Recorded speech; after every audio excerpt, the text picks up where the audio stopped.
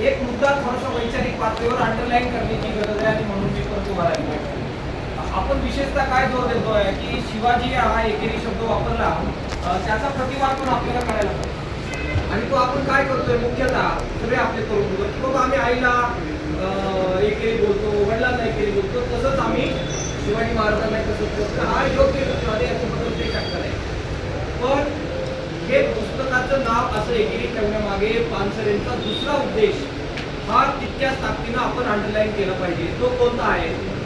काही लोक हेतुतात शिवाजी महाराजांना देव करू पाहतायत देवाऱ्यात बसू पाहतायत आणि त्याची आरती करू पाहतायत एकदा ती आरती केली की त्यानुसार आपल्याला मग त्यांच्या आदर्श पाहता येण्याची शक्यता नाही कारण ते देव होते आणि आपण याच्यातून आपली सोडवणूक होते आणि म्हणून त्यांनी बघा इतिहासाचा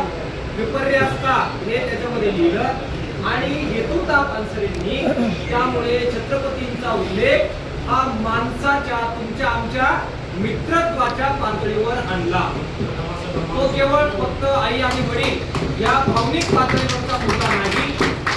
हा वैचारिक मुद्दा आहे काही लोक आता लग्नामध्ये आरत्या करू लागलेले आहेत आपल्याकडे सुद्धा लोक आणि त्यांना त्याचं दैवतीकरण करण्यामध्ये काही वाटत नाही युक्तिवाद करताना हे नावाचा संदर्भ देत असताना मातृत्वाचा संदर्भ देण्याबरोबरच त्याचं दैवत्वीकरण करून त्यांचं सगळं कर्तृत्व शून्य करायचं कारण ते देव होते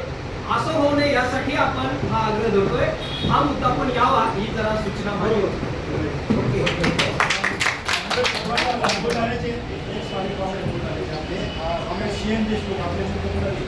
त्यांना